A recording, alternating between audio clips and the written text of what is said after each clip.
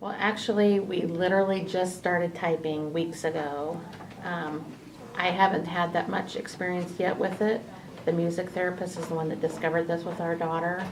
And so that's why I came to the conference, so I could learn a little bit more about it. It's been fascinating, exciting. It's given me a whole new level of hope. And I was telling Jim that I kind of thought we're at where we're going to be. And then this happened, and now it's a whole new world. It's scary and kind of like, okay, here we go again. But anything that we can do to help our daughter, we're in it. My daughter goes to a music therapist once a week, and she spends an hour with the music therapist. It's a one-on-one, and they experiment with different instruments. And the music therapist told us that, she'd been asking Natalie if she would like to type, and her answer was always no, just on a picture board, no. And then they started putting letters with keys on a keyboard, and they started spelling words with the keyboard. And one day she just said, yes, I want to do it. So that was like 3 weeks ago. And it's just kind of evolved from there. Well, I used to see that we were kind of at a dead end, but now the tunnel just seems very big and very wide, and I don't know how far we're going to go. But even if we just go a step further than we were yesterday, then that's good for us. Can you explain what some of the biggest misconceptions the general public has about people with autism? Oh, I mean, I definitely think that the biggest misconception is that they are thinking people. This is something that I didn't really get until recently, but when you really sort of understand it, it changes absolutely everything that you know. I mean, these are people who have thoughts, feelings, emotions, and a lot of people understand that, but they don't understand a lot of the reasoning, intelligence, and the sophistication that every brain. I've come to the conclusion that regardless of whether you are able to verbalize what you want, or even if you are, if your voice is non-reliable, then the only form of communication that you have to rely on would be supported typing. That is, if you are assuming full competence. And if you do not assume competence, then what you're looking at is body movements, body reactions, and that is not genuine and true to what the actual person is experiencing, because you're not actually asking. So I think the biggest misconception is that, number one, that they are full competent human beings and they need to be treated like that. The second misconception, I think, would be regarding the body issues, is that if they're not able to consistently move their body or reliably move their bodies, then you're going to get movements that are non-typical. Mm-hmm. And if you are judging a person based off of their body, which is sort of second nature because so many of us have reliable bodies in that way, then what you're going to do is you're going to assume that there's a competence that is far lower than what it actually is, which can be devastating, which is why and Donnellan calls it the least dangerous assumption to assume competence. Because if you don't assume competence, there is a large possibility that you will not only be destroying a person's ability to express themselves, but you'll be subjugating their voice. You'll be exploited. I mean, there's opportunities for exploitation, abuse, isolation, seclusion, lack of education. All of that is because of assumptions. And so if you assume the least dangerous assumption, which would be assuming that somebody is fully competent and has the ability to have full, reasonable thoughts, then you're able to work from there. I mean, every single client that I work with that is nonverbal is now typing. So I work with 11 clients that are nonverbal or have non-reliable voices. And every single one of them is typing. And I personally set a high standard for them that if you are already finished with your school, then you need to start learning more. You need to get either free college courses or other educational materials, or you need to enroll in a college if you're able to. Or you need to do something like that.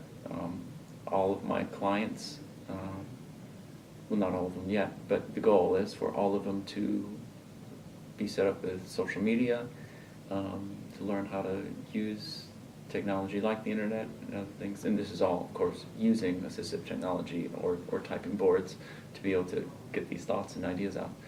But the idea is that they have to be advocates for themselves, and they have to change not only themselves and their families, but they have to change the whole community and the whole world about what the outlook and what needs to be done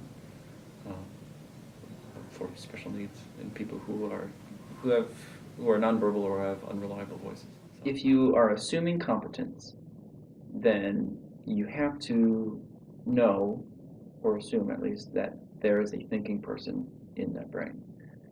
And in order to truly understand what is going on with that person, you have to understand somehow, you have to be able to get them to communicate what their ideas and their feelings and their thoughts and their opinions and their preferences are. You have to. You're assuming competence. You have to find a way for them to communicate reliably. And because that's just assuming competence. You know, if you're going to assume that, and there's just no other way, they have to be able to communicate reliably. And so far, the only form of communication that I see that is reliable is supported typing. There's a surprising amount of things that they have to express at the beginning. A lot of it is emotional.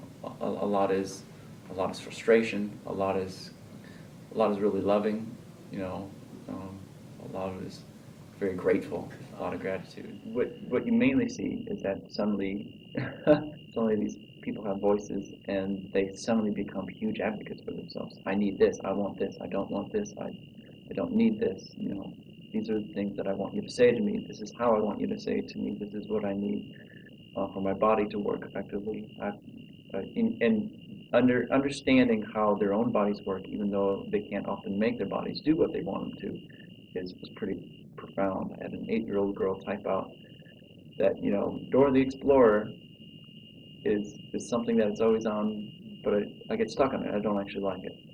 Oh, okay, we'll get rid of Dora the Explorer. Okay, you know, like simple things like that. You know, Yeah. suddenly having a voice is being able to express everything that you were not able to in the past. So I think in many ways it's a huge bottleneck, but you know, a tiny bottleneck with a huge amount of pressure pushing all the stuff in, because it's hard to type, you know, and it's hard to learn the process for everybody involved, and it's an emotional process as well.